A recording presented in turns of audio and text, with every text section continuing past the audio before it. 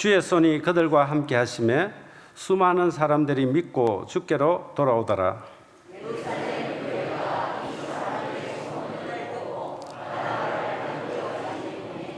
그가 이르러 하나님의 은혜를 보고 기뻐하여 모든 사람에게 굳건한 마음으로 주와 함께 머물러 있으라 권하니,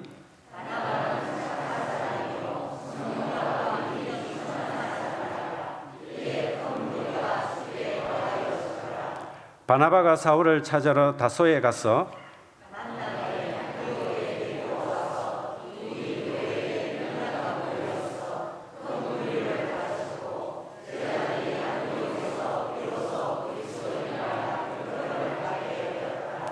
그때 선지자들이 예루살렘에서 안디옥에 이르니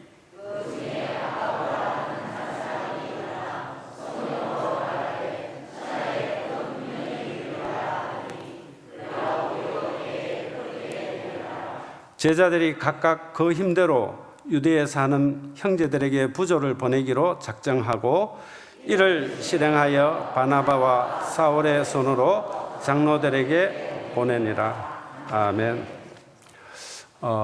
오늘 우리 헌신 예배에 귀한 우리 목사님을 모셨습니다. 우리 내일교회 이관영 목사님을 모시게 됐는데, 먼저 우리 성도님들도 익히 잘 아시겠지만 내일교회와 이관영 목사님에 대해서 잠깐 소개를 드릴까 합니다.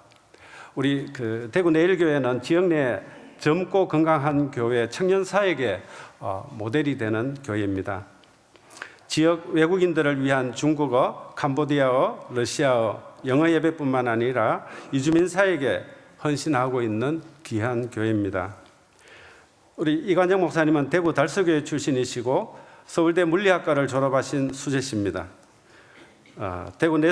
서울 내수동 교회 대학부를 섬기면서 하나님의 부르심을 받고 천재들이 간다는 물리학을 버리고 총신대 신대원에서 MDB 과정을 마치시고 목회자로 사역을 시작하셨습니다. 목사님은 IBF 간사, 전도사 시절 난지에도에서 어려운 이들과 함께 하시면서 사역도 하셨습니다. 1995년 대구 내일교회 부목사로 오셔서 사역을 하시면서 내일교회 지원으로 2000년부터 캐나다 토론토 대학에서 영성 신학을 전공하셨습니다. 그리고 2009년 김성덕 원로 목사님에 이어 2대째 담임 목사님으로 위임을 받으시고 지금까지 사역을 하고 계십니다.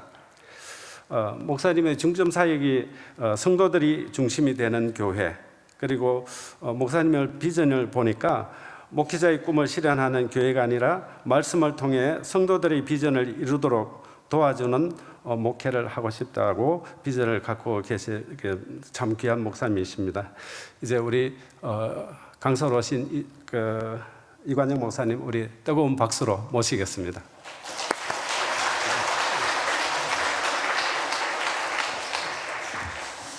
예, 오늘 저희들이 이제 교사 헌신 예배로 저희들이 모였습니다. 저도 이제 남부교회 한번 와보고 싶었었는데 이렇게 기회를 주셔서 감사를 드리고, 우리 과거 원로 목사님이셨던 우리 신현진 목사님께서 제가 이제 달서교회에서 어린 시절 보낼 때 그때 이제 우리 부목사님으로 계셨기 때문에, 그래서 제가 아주 우리 신 목사님 어릴 때부터 존경을 했고, 그래서 한번 남부교회 제가 말씀을 많이 들었습니다. 이제 오늘 저희들이 사도행전 이제 11장에 있는 말씀을 좀 나누려고 하는데, 아마 사도행전을 좀 이렇게 아시겠지만 사도행전은 이제 사도행전 1장 8절 이제 예수님께서 성천하시면서 제자들에게 말씀을 하셨습니다. 오직 성령이 너에게 임하시면 너희가 이제 권능을 받아서 순서가 예루살렘과 그리고 온 유대 그리고 사마리아와 땅끝까지 이르러 내 증인이 될 것이다, 이렇게 예수님께서 말씀을 하셨습니다. 그래서 사도행전은 이제 이 순서, 처음에는 이제 예루살렘에 어떻게 이제 사도들이, 성령 충만한 사도들이 정인이 되고 또 거기에 귀한 교회가 세워지게 되는가. 그래서 2장부터 시작을 해서 이제 6장까지는 예루살렘 교회가 어떻게 세워지는가 하는 이야기들이 기록이 되어져 있습니다. 그리고 이제 6장과 그 7장, 이제 6장과 7장에는 그 스데반, 이제 7지사 중에 한 사람이었던 스데반이 이제 순교하게 되는, 그리고 예루살렘 교회 핍박이 이제 본격적으로 진행이 되는, 그래서 예루살렘에 있는 성도들이 이제 다 흩어지게 됩니다. 유대와 또 여러 지역으로 흩어지게 됩니다. 그리고 이제 8장에 등장하는 사람이 빌립이라는 7지사 중에 또 한 사람 빌립을 통해서 이제 사마리아로 복음이 확장을 하게 됩니다. 그래서 예루살렘, 그리고 이제 유대, 그리고 이제 사마리아까지 복음이 이제 확장이 됩니다. 그런데 이제 9장부터 시작을 해서 우리가 오늘 살피는 11장까지는 우리 하나님께서, 이제 성령님께서 이제 마지막은 땅 끝까지죠. 땅 끝까지 세계 선교를 위해서 어떻게 준비하셨는가 하는 내용들이 기록이 됩니다. 그래서 우리 9장에는 이제 어떤 사건이 등장하느냐, 바로 앞으로 세계 선교를 중심적으로 감당하게 될 청년 사울이 다메섹으로 가는 길에서 예수님을 만나는 사건이 이제 기록이 됩니다. 그래서 사람이 준비가 됩니다. 그리고 이제 10장과 11장 앞부분에는 이제 그 두 번째 유명한 사건, 고넬료, 로마의 백부장이었던 그 고넬료가 이제 하나님께서 베드로를 바로 그에게 보내셔서 복음을 받아들이고, 그리고 복음을 받아들일 때 이제 성령님께서 그들 가운데 임하시고, 그리고 그들이 방언을 하고 예언을 하게 되는, 그래서 사도행전 2장에 나타났던 그 예루살렘 교회, 그 오순절에 있었던 역사가 바로 고넬료 과정에 이제 일어나게 됩니다. 근데 이 사건이 참 중요한 것은, 여러분 이제 베드로가 이 고넬료 가정에 예수 그리스도의 복음을 전했을 때 바로 그들은 믿고 세례를 받았는데, 믿고 세례를 받을 때 그들에게 성령님이 이렇게 임하셨습니다.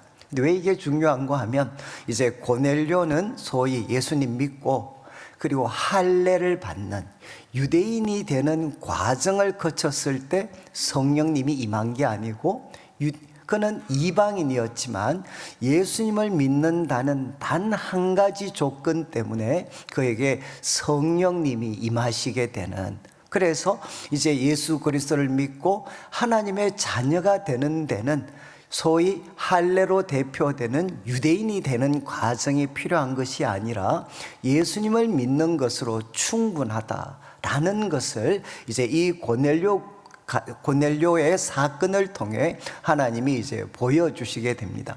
그리고 이제 이 베드로를 통해서 고넬료 가정이 이제 복음을 받아들였다라는 소식을 듣게 될 때, 그때 이제 예루살렘 교회 지도자들이 베드로를 비난하게 됩니다.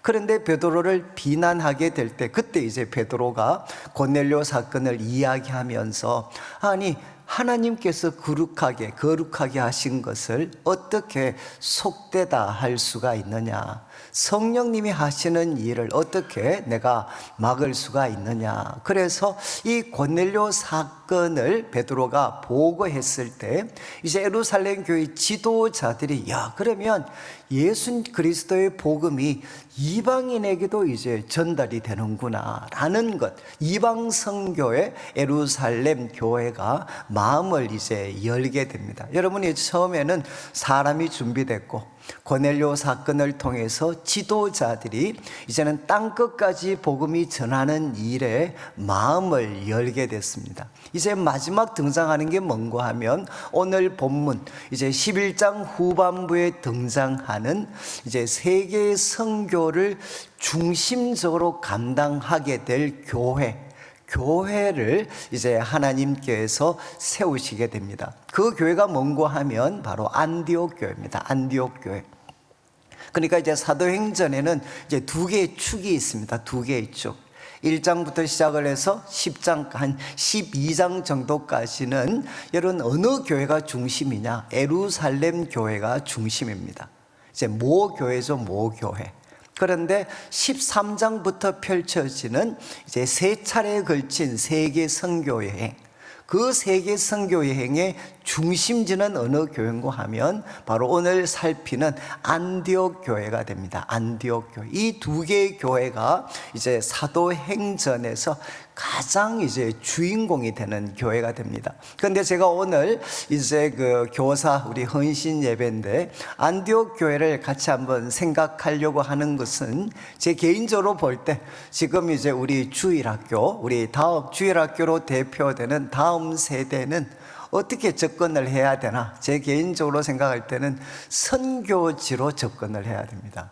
여기는 과거처럼 우리가 접근을 해서 안 되고, 저는 정말 이분들을 선교지, 정말 선교지를 섬기는 각오와 헌신으로 우리 다음 세대를 아마 대해야 되지 않겠는가라는 마음에서 이제 오늘 본문 말씀을 좀 준비를 했습니다. 그래서 오늘 본문을 통해 이제 세계 선교의 중심이 되었던 안디옥 교회가 어떤 교회인가 하는 것을 본문을 통해 한 4가지 정도로 좀 저희들이 좀 살펴보고, 그래서 이 안디옥 교회가 가졌던 4가지의 모습을 우리 남부교회 모든 우리 주일학교 선생님이나 우리 성도님들께서 정말 이런 어떤 마음을 자신의 것으로 받아들이셔가지고 우리 남부교회뿐만 아니라 또 우리 주일학교가 정말 이제 안디옥 교회처럼, 제가 오늘 제목이 이제 세기를 준비하는 사람들입니다.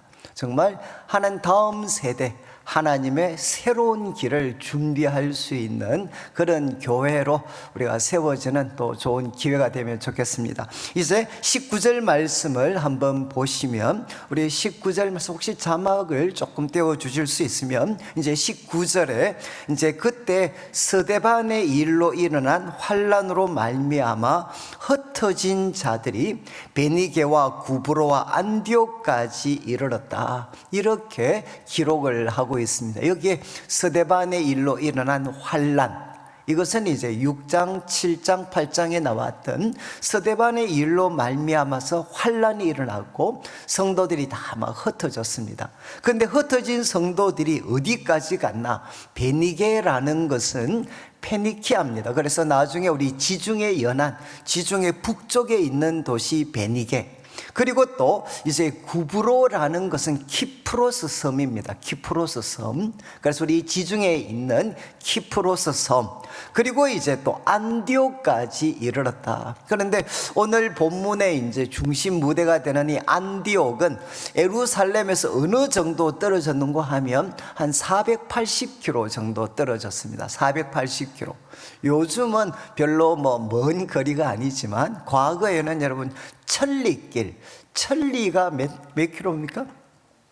천리길이 1km가, 십리가 4km잖아요. 십리가. 그러면 천리길 그러면 까마득하죠. 천리길이 400km입니다. 400km.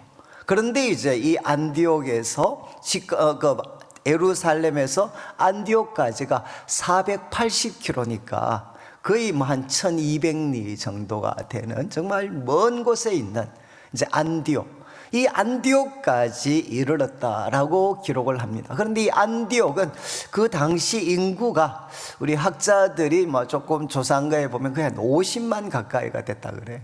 이 안디옥은 로마가 다스리는 로마가 세계를 다스리고 있었는데 그 당시 로마, 그리고 두 번째 알렉산드리아에 이어서 세 번째로 큰 도시였습니다. 세 번째로 큰 도시.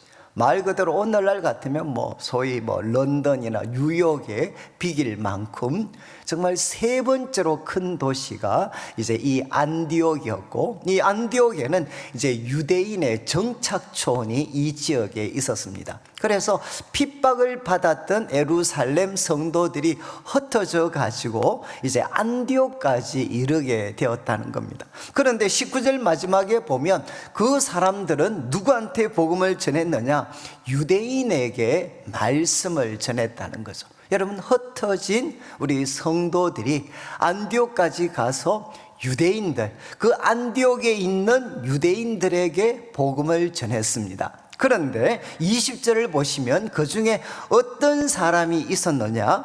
구브로와 구레네 몇 사람이 안디옥에 이르렀다.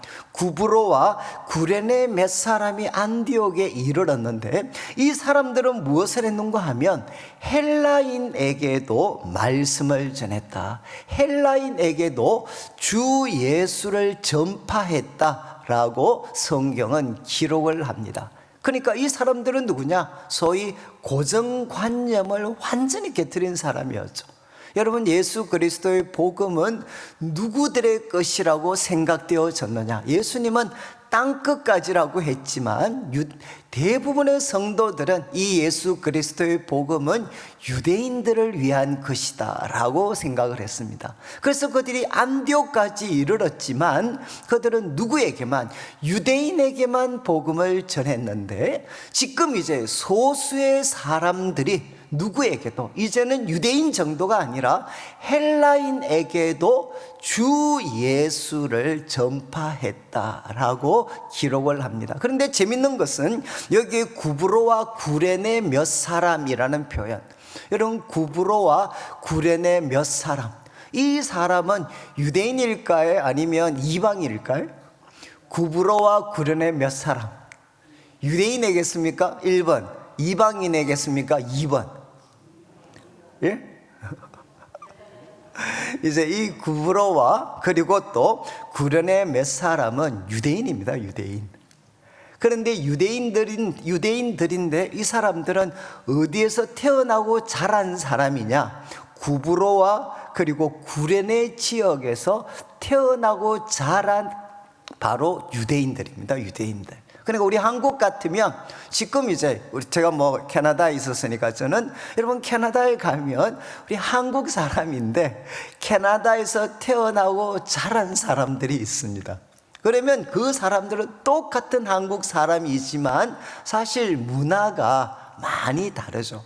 지금 구브로와 그리고 또 구레네 몇 사람이라는 이 사람들은 분명히 유대인인데 대부분 자라거나 성장하는 시간이 이제 구브로 그리고 구레네 이 지역에서 성장과 또 성장하는 시간들을 보낸 사람이란. 그러니까 항상 이 친구들은 어떻습니까? 주위에 이방인들로 가득 찬 생활들을 같이 했던 사람입니다. 그러니까 그들, 여러분, 유대에서 자란 사람들에게는 이방인이 낯선 사람이었겠지만 여기 구브로와 구레네 몇 사람이라는 것은 여러분 낯선 사람이 아니고 항상 같이 활동했던 사람들이죠. 그러니까 이들은 무슨 행동을 할 수 있었느냐? 유대인에게만 복음을 전하는 것이 아니라 문화적으로 친숙하기도 했던 이 정말 헬라인들에게도 주 예수를 전파하는 소위 파격적인 행동을 했다는 겁니다. 자, 그런데 이제 21절에 보시면 이런 파격적인 행동을 했을 때, 제가 앞에서 사도행전 말씀을 간단히 드렸었는데, 여러분 참 이 어떤 베드로를 포함한 이 초대교회 지도자들도 이방인 선교에 대해서는 마음을 열지를 못했습니다. 교회에 탁월했던 지도자들도 이방인 선교에 대해서 마음을 열지 못했는데, 이 무명의 평신도들이 이방인 선교에 바로 첫걸음을 떼게 됩니다. 파격적인 행동을 하게 되는 거죠. 그러면 이런 파격적인 행동을 했을 때 여러분, 하나님께서 인정을 안 하셨으면 끝나는 건데, 이어지는 우리 21절을 보시면 이렇게 표현되어 있습니다. 주의 손이 그들과 함께 하심에 수많은 사람들이 믿고 주께 돌아오더라. 여기 정말 참 놀라운 표현이 있죠. 주의 손이 그들과 함께 했다는 거예요. 이런 파격적인 행동, 이방인들, 헬라인들에게 주 예수를 전파하는 이 파격적인 행동을 했을 때 주의 손, 이 손이라는 것은 하나님의 능력입니다. 주님의 능력이 그들과 함께 하셔가지고 수많은 사람들, 이 수많은 사람들은 누구겠습니까? 헬라인들이죠. 수많은 사람들, 헬라인들이 바로 믿고 주님께 돌아오는 놀라운 일이 일어났다는 겁니다. 여러분, 이게 이제 안디옥 교회 첫 번째 모습이었습니다. 안디옥 교회 구성원들, 특별히 안디옥 교회를 개척한 사람들은 누구냐? 두 부류의 사람이죠. 하나는 환난, 그 환난을 경험했던 사람들, 예수 그리스도의 복음을 전하다가 안디옥 교회에서 예루살렘에서 엄청난 핍박을 받고 그 핍박 때문에 흩어져서 소위 안디옥까지 왔던 참 핍박을 경험했던 사람들이 안디옥 교회 개척 멤버였고, 또 하나가 누굽니까? 소위 이제는 주 예수 그리스도를 바로 헬라 사람에게도 전했던 바로 이 고정관념을 깨뜨렸던 사람들, 이 사람들이 바로 안디옥 교회를 이루는 안디옥 교회 초창기 멤버들이었다는 겁니다. 제가 지금 말씀을 드리는 것은 뭔가 하면, 저는 이제 우리가 주일학교를 우리가 섬길 때 여러분 참 교사들 가운데 또 사역자들 가운데 앞으로 저는 하나님이 준비하신 무명의 소수들이 있다고 생각을 합니다.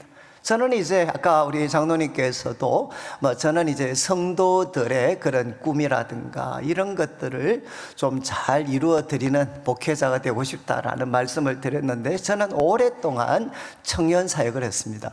저는 이제 한 20년 정도 청년 사역을 하면서 이제 저는 어떤 걸 생각했는가 하면, 저는 소위 우리 후배들이 고민하는 모든 문제, 우리 후배들이 고민하는 모든 문제에 대한 완벽한 답을 제시할 수 있는 그런 목회자가 되는 것, 이것이 제가 신학을 하기로 결심했을 때 제가 가졌던 꿈이었습니다. 그러니까 정말 우리 청년들, 후배들이 고민하는, 신앙인으로서 고민하는 모든 문제에 대한 완벽한 답을 제시해 줄 수 있는 그런 목회자가 되는 것, 이게 제가 신학을 시작할 때 가졌던 꿈이었습니다. 그런데 이제 제가 노력을, 그래서 참 나름 공부를 열심히 했었는데 하면서 깨달았는 게 뭐냐, 이것은 현실이 아닌 거죠.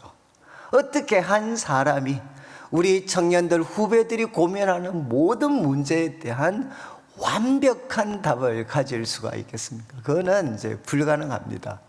제가 신대원 다닐 때 제 논문이 성경적 노동운동과 성경적 노동관과 노동운동 방향입니다. 여러분, 과거에 이런 제목 썼던 사람이 없거든요. 그러니까 저는 그쪽에 관심이 많이 있었기 때문에 어떻게 하면 우리 노동관 그리고 노동운동 성경적으로 잘할 수 있는가, 제가 이런 어떤 고민도 사실 많이 했습니다. 그런데 해보니까 제가 알 수 있는 것은, 만약에 하나님이 준비하신 정답이 있다면 정말 거기에 세 발의 피도 되지 않는, 그래서 저는 목회자로서 나는 능력이 없는 사람이 모양이다 라고 고민도 했고, 그 가운데 도대체 목회자인 내가 해야 되는 가장 중요한 일이 뭔가, 저는 그때 이제 깨달았던 게, 목회자인 내가 해야 될 일은 뭔가 하면 우리 모든 성도들이 머리 대신 예수님을 굳게 붙잡게 하는 것이다. 정말 말씀을 통해서 우리 성도들이 정말 머리 대신 예수님을 굳게 붙잡게 하는 게 저의 역할이고, 그러면 우리 성도들은 어떻게 되나? 우리 성도들은 삶의 영역에서, 각자 삶의 영역에서 다 전문성을 가지신 분들이십니다. 바로 이분들이 각자 삶의 영역에서 하나님이 주신 전문적인 그 자리에서 하나님이 주신 분별력과 지혜를 가지고 그곳을 하나님 나라의 모습으로 바꾸어가는 일들은 우리 성도들이 하는 거구나. 그리고 제가 할 수 있는 최선은 뭔가 하면 그들이 머리 대신 어떤 문제를 직면하더라도 머리 대신 예수님을 굳게 붙잡게 하는 것이고, 그리고 우리 성도들이 지금 교회가 나아가야 될 그 구체적인 방향은 우리 성도들이 열어갈 수 있는 거다라고 저는 그때 정리를 했습니다. 정리를 하고, 그리고 그런 교회를 세워가려고 저는 노력을 했습니다. 제가 왜 이런 말씀을 드리는가 하면, 저는 이제 우리 청년, 우리 주일학교 사역이 있는데, 저는 제가 볼 때 우리 참 주일학교 사역은 참 이렇게 고정관념을 깨트릴 수 있는 이 변화를 교회가 할 준비를 하고 있어야 된다. 저는 이제 우리 교회 말씀을 드려서 죄송한데, 이제 저희 교회가 그래도 애들이 꽤 많습니다. 지금은 이제 코로나를 거쳐서 그랬지만, 저희들이 코로나 이전에는 우리 고등학교까지가 1000명이 모였습니다. 주일학교가. 지금도 이제 고등학교까지가 한 출석이 850명이 이제 넘죠. 그러니까 사실 적은 우리 교회 혹시 한번 와보셨는지 모르겠는데, 저희 교회는 이렇게 남부 교회처럼 도시 중앙이 아닙니다. 저희 교회는 완전히 그 공단 한복판에, 그리고 공기도 정말 안 좋고 주위에 인가라고는 하나도 없고, 그러면 정말 이제 저희 교회는 이제 우리 집 사람 말로는 저보고 꼭 당에 부탁해서 산재 처리 꼭 해주라고 좀 이야기를 해라. 정말 이 공기 극악이고요. 온갖 유해 시설, 그리고 버스 한 대, 40분에 버스 한 대 들어옵니다. 40분에 버스 한 대. 그러니까 지금 이제 우리 아이들 중에 자기 혼자만 교회 나오는 애는 거의 없습니다. 저희 교회는 제가 볼 때는 거의 한 98% 정도가 다 부모님들과 같이 오십니다. 부모님들과 다 같이. 여러분 아시겠지만 이제 코로나 때 이 슬픈 일인데, 이 교회에서 성도들이 정말 많은 이동이 있었습니다. 이제 성도들 사이에 교회 이동이 많이 있었습니다. 다 어디로 갔겠습니까? 여러분 코로나 때 몰린 교회, 이제 코로나 때 사람들이 찾아간 교회는 딱 한 가지입니다. 전부 다 자식들 때문입니다. 주일학교, 내가 믿고 우리 자녀들을 맡길 수 있는 교회로 사실은 엄청난 이동이 있었습니다. 대구뿐만 아니라 서울도 그렇고요. 엄청난 이동이 있었어요. 여러분 지금 부모들 입장에서 내가 신앙생활 하는데 조금 어려운 거는 그건 다 견딜 수 있습니다. 근데 무엇은 견딜 수 없나? 무엇은 견딜 수 없는가? 자식들이 교회에서 영적으로 잘 자라지 못하면, 그리고 교회 속에 친구도 없고 돌봐줄 사역자도 없고, 그리고 진심으로 사랑해주는 교사도 없고, 그러면 부모들은 그걸 못 견딥니다. 시간 문제지 대부분 다 어디로 가느냐? 자녀들을 믿고 맡길 수 있는 교회로 다 찾아갑니다. 제가 지금 이제 이거는 현실이기 때문에 제가 말씀을 드리는 거죠. 저는 우리 교회를 이렇게 섬길 때, 지금 이제 이거는 저는 참 제가 오늘 주일학교 이제 교사 우리 이제 헌신 예배인데, 저는 이제는 교회 주일학교 부흥과 회복은 여러분 한 부서의 능력, 이 부서의 어떤 일이, 이 부서의 한계를 이미 넘어섰습니다. 여러분 지금 결국 애들은 혼자 오지 않습니다. 지금 아마 여러분 다녀보시면 옛날에는 한 집에 애가 서너씩 있었잖아요. 그러니까 친구 꼬임을 받아서 가끔 교회 올 수 있었습니다. 근데 지금 친구 꼬임 받아서 교회 올 수 있을까요? 각 집마다 애 하나, 많으면 둘인데 그 아이를 위해서 어떤 헌신과 희생을 부모들이 하고 있는데, 여러분 친구가 소위 말해서 꼬인다고 해서 부모들이 확신할 수 없는 소위 그런 교회 같은 곳에 그들이 자식들 보내는 거 허락할까요? 여러분 지금은 어떤 세대가 됐느냐? 아이들을 잡고 싶으면 부모님들을 붙잡아야 되는 시대가 됐습니다. 이거는 상호 교환적입니다. 애들을 붙잡으려면 어른들을 붙잡아야 되고, 어른들을 붙잡으려면 애들을 붙잡아야 돼요. 그러니까 지금 이제 제가 한 사람 뭐 이미 이분도 이제 연세가 많이 드셨지만 비라이벨즈 같은 사람, 이 비라이벨즈 우리가 시카고 윌로우 크릭 교회 개척했고 이제는 이분도 다 은퇴하셨죠. 그런데 이분이 정말 집이 엄청 부자였어요. 집이 소위 비행기를 갖고 있는 집이었습니다. 아버지가 엄청난 소위 농업 관련 뭐 부자. 그래서 목사님 취미가 요트입니다. 요트. 우리는 골프만 쳐도 왔다 갔다 하는데 이분 요트거든요. 요트. 그런데 이분이 이제 정말 그 소위 청년 시절 고등학교를 졸업할 때 아버지가 어디에 보냈느냐, 세계 유학, 세계 일주 여행 보냈어요. 우리하고는 좀 어떻게 급이 다른. 그래서 정말 고등학생이 브라질의 리오데자네이로 그 최고 비싼 호텔 스카이라운지가 커피 마시고 있었습니다. 고등학교 졸업하고. 근데 그때 두 노부부가 있었는데 노부부가 이런 대화를 했어요. 그 리오데자네이로 아름다운 항구의 최고급 호텔, 최고급 그 레스토랑에서 커피 마시면서 그 한 부부가 이런 이야기 했습니다. 여보, 우리 정말 평생 수고한 거 보람이 있는 것 같아. 정말 헛되지 않아서 우리가 이 나이에 이곳에 와서 이 아름다운 항구 보면서 커피 한 잔 마시고 있잖아. 우리 여러분들 마음이 야 나도 한번 그랬으면 좋겠다 이런 생각 안 드시나요? 그런데 그때 이 비라이벨즈가 분노를 하게 됩니다. 왜 분노하나?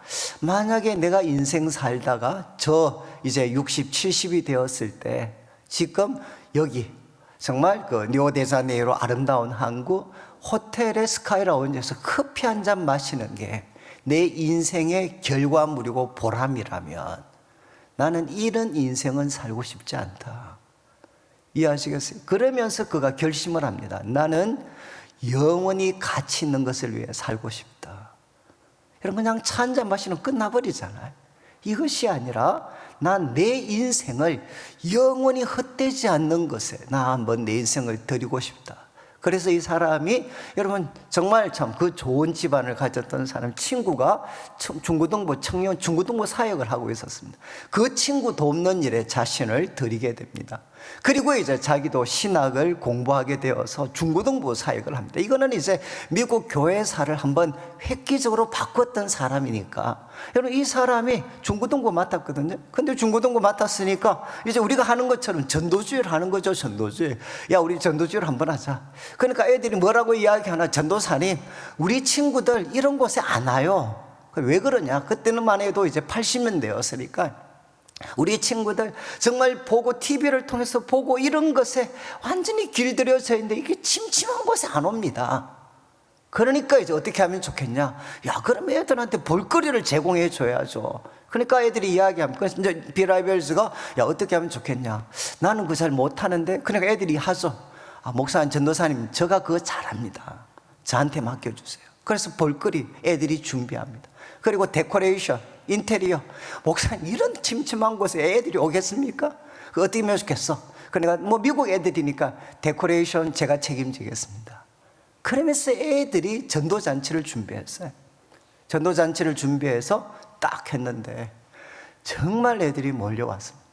그래 목사님한테 그럼 난 뭐 할까? 그러니까 우리 애들 왔을 때 졸리지 않도록 정말 아이들한테 꼭 필요하고 재밌는 말씀 꼭 좀 전해주세요.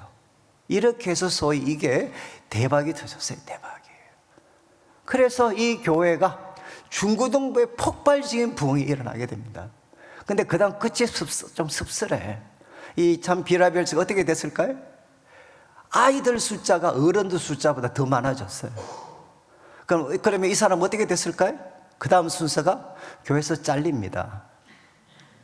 잘렸어요. 비라벨즈가 중고등부 숫자가 어른들 숫자보다 더 많아졌기 때문에 교회는 이런 부목사 좋아하지 않거든요.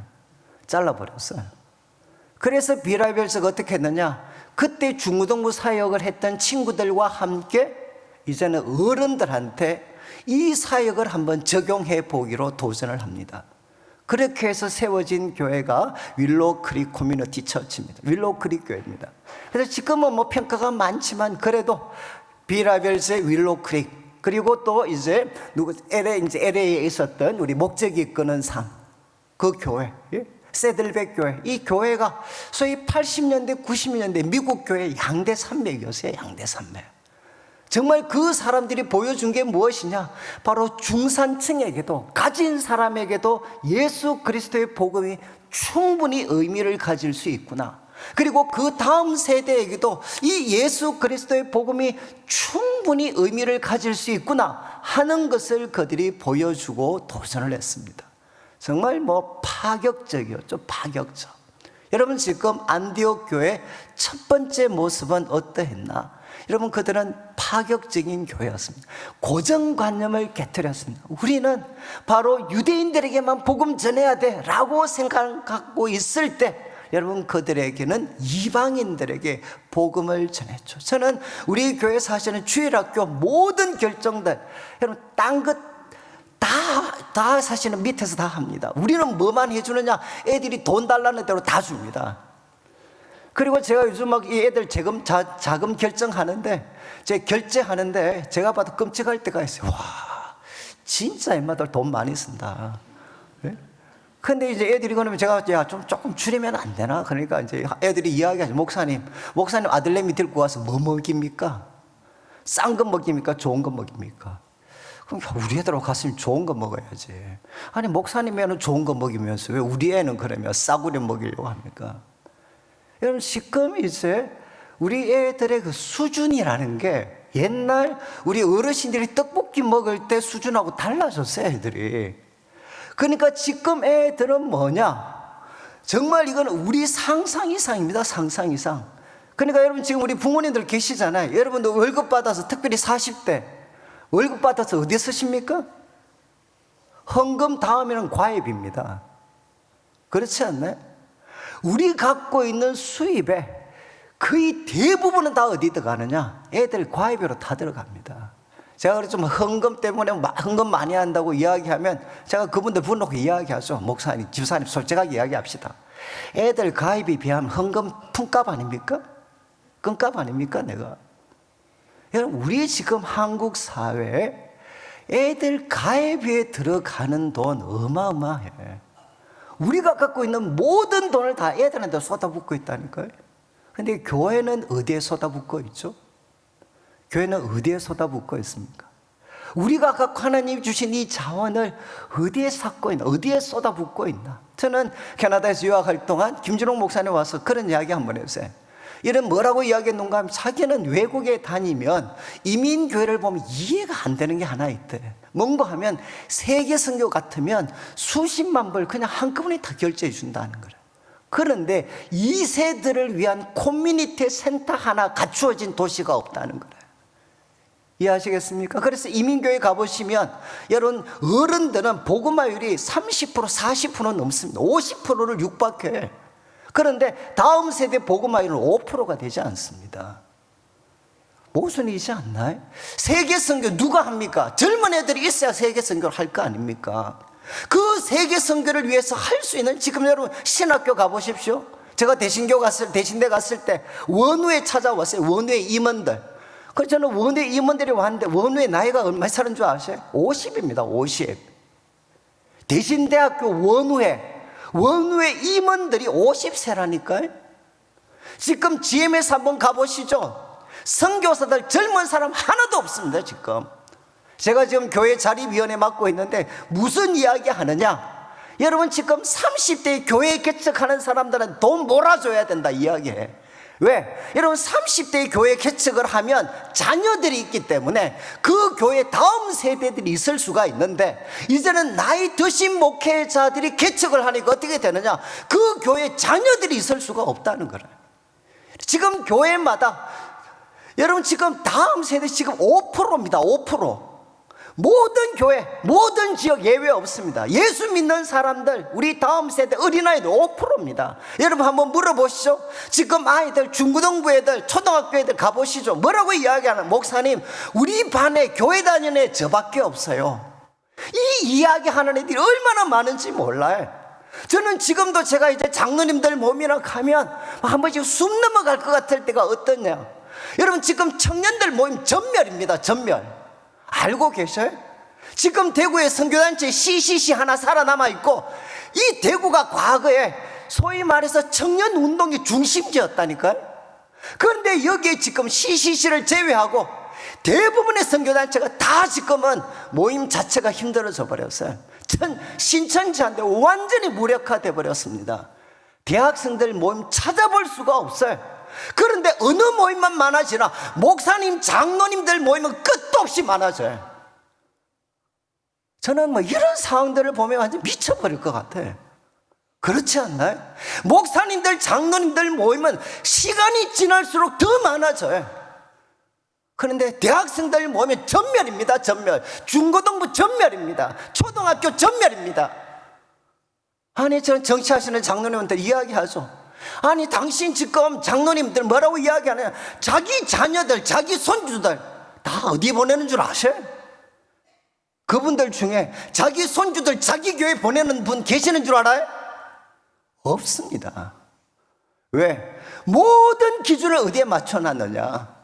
전부 다 어르신에 맞춰놨어요. 어르신에. 제가 말씀드렸죠. 저 교회 중요한 결정할 때, 저 모든 결정할 때 어디에 눈높이 두느냐? 30대 우리 젊은 친구들이 우리 결정에 있는 이야기 들을 때, 그래, 그 정도면 상식적으로는 허락해 줄 수 있어. 이런 30대 사람들이 볼 때, 우리가 의사결정하고 교회가 흘러가고 그리고 교회가 재정지출할 때 30대 사람들이 볼 때, 그래, 그 정도는 그래, 눈 감아 줄 수 있어. 저희들 모든 기준 거기에 맞추려고 노력합니다. 제가 왜 그렇게 하겠어요? 그렇게 해야만 젊은 친구들이 교회에 붙어 있을 수가 있잖아요. 여러분, 모든 결정을 50대 60대 분들이 자기 기준에 맞춰서 결정하는데 거기를 어떻게 젊은 친구들이 들어와서 숨 쉴 수가 있겠습니까? 그거 불가능합니다. 여러분, 떠나는 젊은이들 욕하시면 안 돼. 그들도 이곳에서 열심히 하고 싶죠. 그런데 교회가 그들을 허락하지를 않습니다. 저 우리 교회 떠나온 애들 이야기 많이 듣거든요. 그 아이들 하는 이야기가 뭐냐? 목사님 버티고 버텼다는 거라. 그런데 이제는 더 이상 희망이 없다는, 희망이 사라졌는데 어떻게 그곳에서 열심히 하라고 할 수 있겠습니까?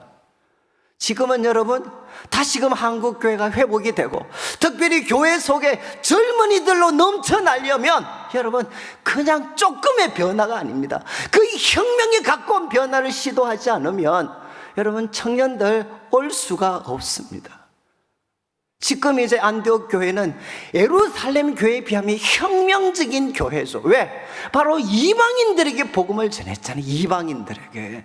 그리고 두 번째 이어지는 여러분 23절부터 보시면, 22절부터 보시면 이렇게 파격적인 사람들에 의해서 이방인들에게 복음을 전했을 때 예루살렘 교회가 소식을 듣고 바나바를 안디옥에 보내게 됩니다. 바나바를 보내게 되고, 그리고 23절, 그가 이르러 하나님의 은혜를 보고 기뻐하여 모든 사람에게 굳건한 마음으로 주와 함께 머물러 있으라. 여러분, 안디옥, 지금 예루살렘 교회가 바나바라는 인물을 안디옥에 보내게 되고, 그리고 안디옥에 가서 이 바나바는 무엇을 했나? 23절을 다시 한번 보시죠. 23절을 보시면 그가 이르러 하나님의 은혜를 보고 기뻐했다. 하나님의 은혜를 보고 기뻐해. 하나님의 은혜를 볼 줄 아는 영적인 통찰력을 가졌던 사람입니다. 그리고 적절하게 건면하죠. 바로 하나님의 그 굳건한 마음으로 주와 함께 머물러 있으라. 영적인 통찰력과 함께 분명한 메시지를 가졌어요. 굳건한 마음으로 주와 함께 머물러 있으라. 그런데 재밌는 것은 24절 보시죠. 24절, 바나바는 뭐라고 이야기했느냐?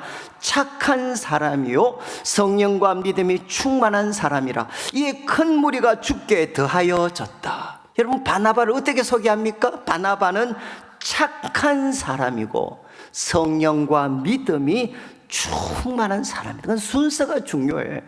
성령과 믿음이 충만한 사람이다. 이게 가장 먼저 나와야 될 것 같은데 뭐라고 합니까? 바나바는 착한 사람이다.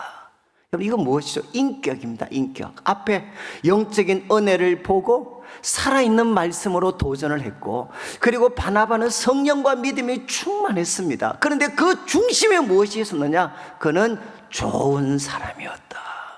이런 한마디로 그는 참 훌륭한 인격을 가졌다는, 여러분 바나바, 여러분 이제 사도행전 4장에 등장하거든요. 정말 모든 논밭을 팔 때 그때 대표적인 인물이 바로 바나바입니다. 그리고 바나바는 정말 다른 사람을 잘 세워주는, 아시죠? 정말 사도 바울이, 청년 사울이 회심했을 때, 그리고 청년 사울이 예루살렘에 갔을 때 아무도 그를 받아주지 않았어요.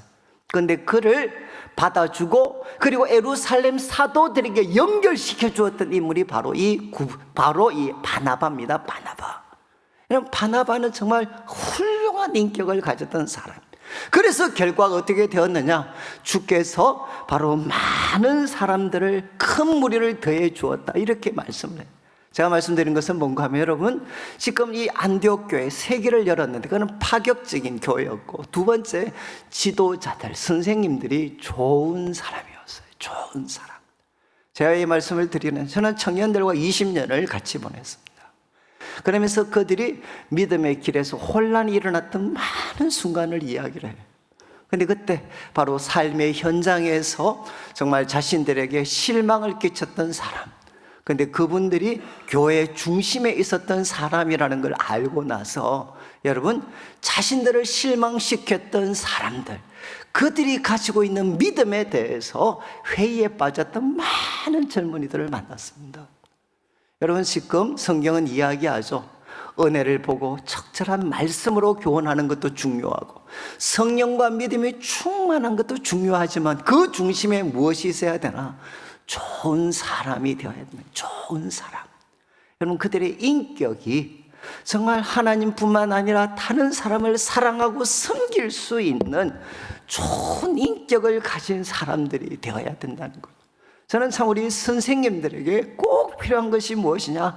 좋은 인격을 소유한 사람들. 좋은 인격을 소유한 사람들이 되어야 어떻게 되나?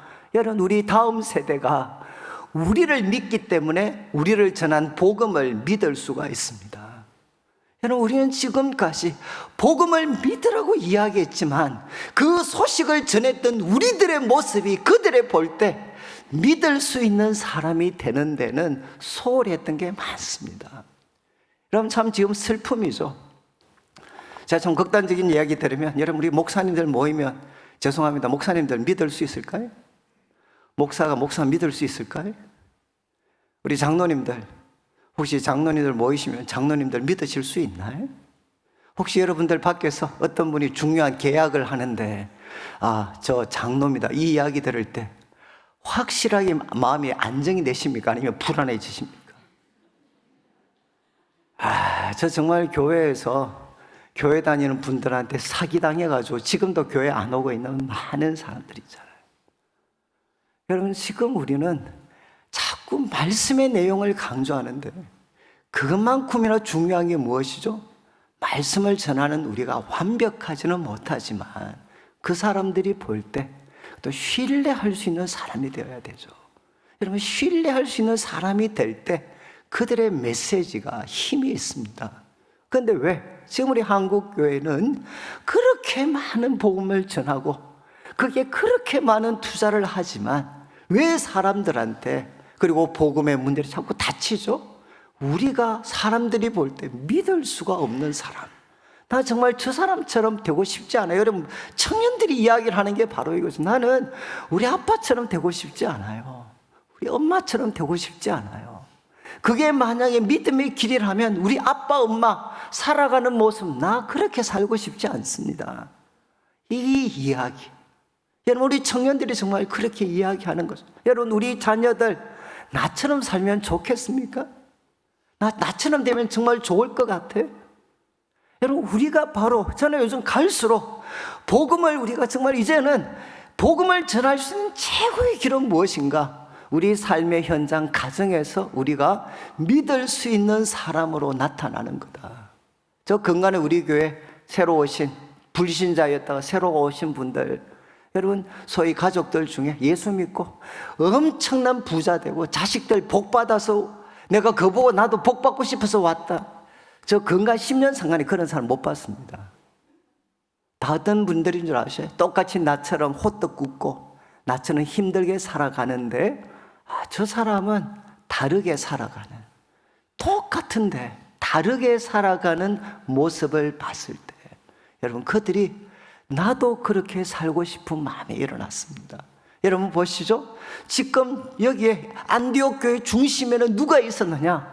성령과 믿음이 충만하고 탁월한 메시지를 가졌지만 그 중심에 바로 좋은 사람, 바로 좋은 사람이었던 지도자가 그 중심에 있었죠. 그리고 세 번째 한번 보시면 25절에 큰 무리가 더해졌을 때 이제 바나바가 사울을 찾으러 다소에 가고 만나서 안디옥에 데리고 와서 둘이 교회에 1년간 모여서 큰 무리를 가르쳤고 제자들이 안디옥에서 비로소 그리스도인이라 일컬음을 받게 됐다. 여러분, 정말 이렇게 놀랍게 부흥했을 때 바나바가 어떤 일을 합니까? 바울을 찾으러 가잖아요. 여러분, 바울을 찾으러, 바울은 그 당시에 정말 그의 화려했던 과거 때문에 교회 리더로부터 사실 신뢰를 받지 못했습니다. 그래서 그의 고향 다소에서 그냥 조용히 복음 전하고 있어요. 초야에 묻혀있던 지도자였습니다. 그런데 바나바가 이 바울을 발굴하는 거죠. 여러분, 그 바울을 찾으러 가서 바울 데리고 와서 둘이서 여러분 바로 이 어떤 성도들을 가르쳤을 때 바로 그들이 그리스도인이다라고 처음 이름이 불려지게 되고 그 교회가 놀라운 그런 성장을 맛보게 되는 거죠. 여러분, 바나바의 탁월한 것이 무엇입니까? 새로운 지도자를 세웠습니다. 자신과 전혀 다른, 여러분, 바나바는 인격자였고 바울은 원칙주의자였어요. 결국 이것 때문에 나중에 두 사람도 갈라서는 아픔을 겪게 됩니다. 여러분, 바나바 자신과 정 달랐던, 그러나 이런 새로운 지도자를 발굴해서 함께 동역해서 여러분 안디옥 교회는 그리스도인이라 일컬음을 받게 되는 거죠. 여러분, 우리 한국 교회는 많은 경우에 나 혼자서 열심히는 잘합니다. 정말 바나바처럼 소위 목사님들도 소위 스타 목사가 되는 것. 근데 뭘 못하나? 바로 다음 세대 지도자들을 발굴하는 데 실패한 거죠. 실패. 그렇지 않습니까? 여러분, 교회가 부흥하고 성장하려면 결국 무엇이 있어야 되죠? 바로 초야에 묻혀있는 사울과 같은 사람들을 발굴해가지고 그들과 함께 일해서 여러분 새로운 지도자들이 하나님 역사의 전면에 설 수 있도록 도와줄 수 있는 그런 교회가 되어야 되지 않겠습니까? 저는 참 이렇게 한국교회 목회자들도 그렇고 교회 중직자들도 그렇고 전부 다 그냥 혼자 하는 건 너무 잘해요. 그런데 그 다음 사울과 같은 초야에 묻힌 지도자들을 발굴해가지고 바로 그들이 하나님 역사의 중심에 설 수 있도록 돕는 이런 역할들은 참 우리가 부족할 때가 많습니다. 저는 참 여러분 이런 기도를 해야 되지 않겠습니까? 우리 장로님들이나 어르신들이 계시면 여러분, 그 다음 우리 교회 한 40대 50대는 그래도 우리보다는 더 나아야 되지 않겠습니까? 하나님, 우리 30대 40대 우리보다 더 나은 하나님의 사람들 될 수 있게 해주십시오. 그리고 또 정말 40대 50대 분들은 참 20대와 30대를 바라보면서 하나님, 우리들보다 더 큰 사람들이 될 수 있도록 하나님 정말 도와주십시오. 그러면서 여러분 정말 우리 다음 세대를 향해 꿈을 꿀 수 있는, 정말 이들이 우리보다 더 탁월한 사람이 되어서 더 어두워져 가는 이 세상에 주님의 몸된 교회와 예수 그리스도의 복음을 당당하게 지키고 더 큰 부흥을 가져올 수 있는 일들이 여러분 일어나야 되지 않겠습니까? 근데 이제 한국 교회는 정말 세계의 교회가 깜짝 놀랄 만큼 비약적으로 성장했고 지금은 반대 일이 일어나고 있습니다. 세계 교회가 놀랄 만큼 침체에 빠지고 있습니다. 이제 2035년이 되면 여러분 한국 사회에서 그리스도인의 퍼센테이지가 10% 밑으로 추락합니다. 여러분, 이 전국 통계를 이야기합니다. 지금 추세로 가면 2035년이 되면 10% 밑으로 떨어지게 되어 있습니다. 그러면 우리 대구 지역은 어떻게 될까요? 그러면 보통 8%에서 7%를 봅니다. 지금부터 10년이 더 지나면 우리 한국교회, 대구교회는 7%에서 8%. 그러면 이제 다음 세대와 청년들은 어떻게 되나? 전멸이라고 보시면 돼. 이게 10년 후에 일어날 일입니다. 여러분 지금 우리가 어떻게 해야 되겠습니까? 바로 그 다음 세대, 지금 사울과 같은 초야에 묻힌 지도자들을 발굴해. 저는 내일 내수동 교회라는 곳에서 청년 시절을 보냈는데, 지금도 요즘 우리 총회에 가면 내수동 마피아라고 이야기합니다. 내수동 마피아. 왜? 내수동 교회 첫 번째 전도사님 하셨던 오정현 목사님, 제일 큰 교회 사랑의 교회를 섬기잖아요. 두 번째 전도사님이 오성호 목사님, 지금 총회장이십니다. 세 번째 전도사님이 우리 박성규 목사님, 지금 총신대학교 총장입니다. 네 번째 전도사님 화종부 목사님, 다음 주에 부흥이 오시는데 이분이 지금 이제 재단 이사장이죠. 제가 다섯 번째 전도사입니다. 여러분 소위 내성 마피아라고 이야기를 해요. 그런데 많은 사람들이 묻죠. 어떻게 내성교회 작은 그 교회, 청년들 한 100명 모이는 교회에서, 한 150명 모이는 교회에서 어떻게 그런 일이 있을 수 있나? 저는 내성교회에서 딱 하나, 저는 다른 분들은 모르지만 저는 최소한 여러분, 저는 목회하면서 할 수 있는 실패를 저는 대학부 시절에 다 해봤습니다. 그래서 저는 대학부 시절에 뭘 배웠나, 이렇게 하면 망하는구나 하는 걸 제가 다 배웠어요.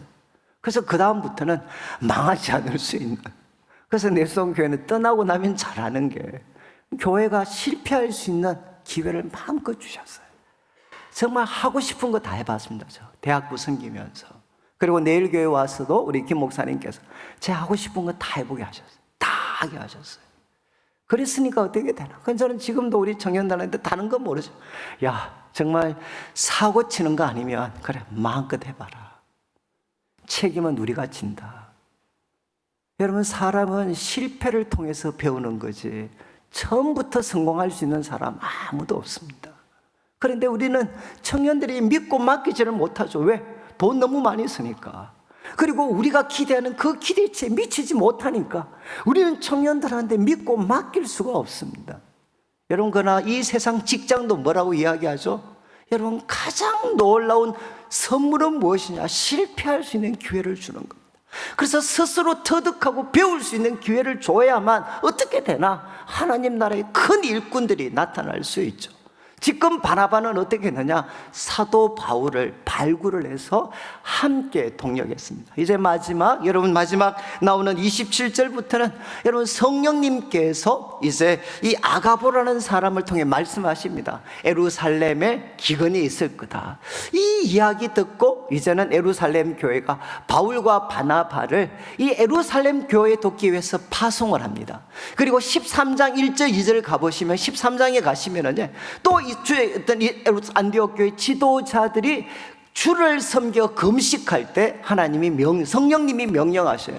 바울과 바나바를 따로 세워라. 이게 무엇입니까? 세계 선교의 시작입니다. 여러분, 예루살렘 소위 세계를 열었던 그 안디옥 교회 마지막 네 번째 모습은 무엇이냐? 성령의 음성에 순종하는 교회였어요. 그래서 구제에 대해서 말씀하시면 구제하고, 선교에 대해서 말씀하시면 그들은 기꺼이 선교에 헌신을 했습니다. 그래서 안디옥 교회를 통해 이제는 세계 선교의 거대한 역사가 펼쳐지게 되는 거죠.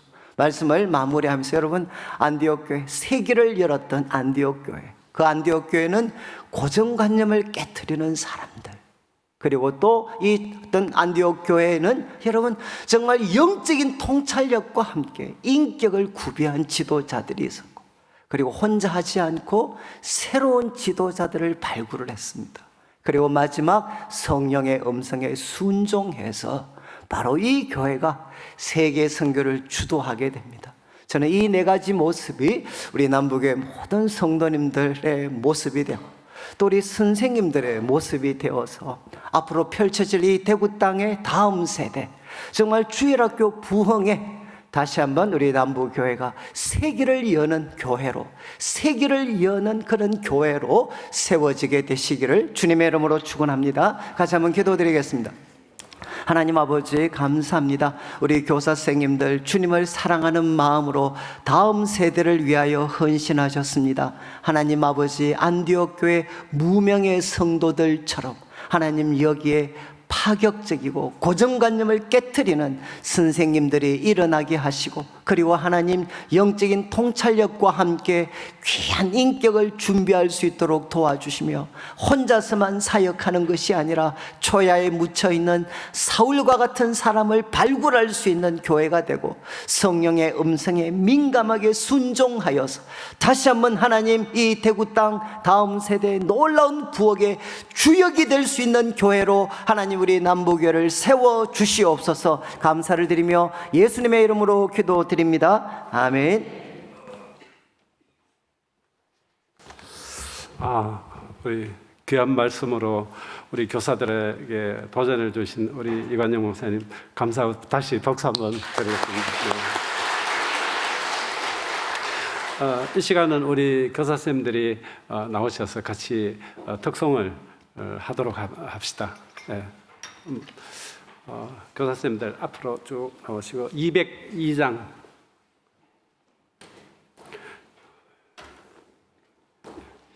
202장을 우리가 1절, 3절 간주하고 5절을 우리 찬양할 텐데